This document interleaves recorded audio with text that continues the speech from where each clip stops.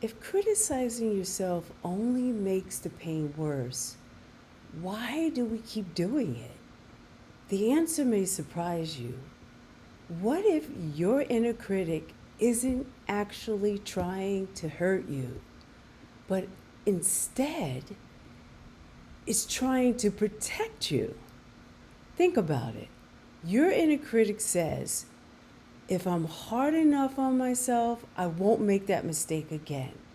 Or it may say, if I keep pushing myself, I'll finally be good enough.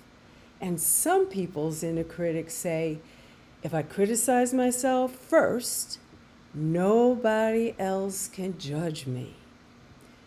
The problem isn't what your inner critic is trying to do. The problem is how it's trying to do it. Instead of protecting you, it keeps adding more emotional pain. That's why the metaphor called the second arrow is so powerful, because it teaches us that the first arrow is what happens in life, right? That's unavoidable. The second arrow is our mental and emotional reaction to what happened. That's the inner critic. The more you become aware of it, that is the mental and the emotional self-talk, the negative emotional and mental self-talk, the more you'll be able to work with it. So the next time you make a mistake or have a problem, instead of simply listening to your inner critic, right? Ask yourself, what is my inner critic trying to protect me from? That helps to soften the mental loop. But of course, that question in and of itself, it won't make a big difference, right? It won't make the self-criticism go away.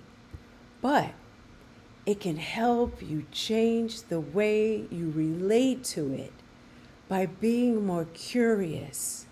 And when that happens, you'll start to notice something else, that self-criticism isn't the only way our minds try to protect us. For some people, it's trying to be perfect, right? That we try to protect ourselves from being judged or criticized or hurting. For others, it's overthinking.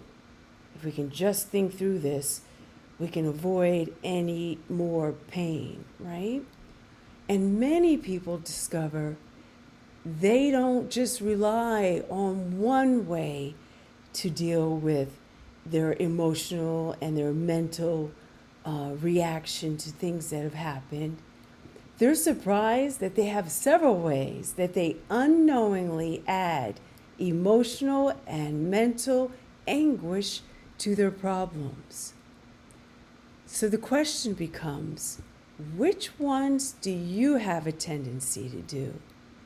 Because once you begin noticing your own second arrows, you can start catching them while they're happening instead of after they've already taken over.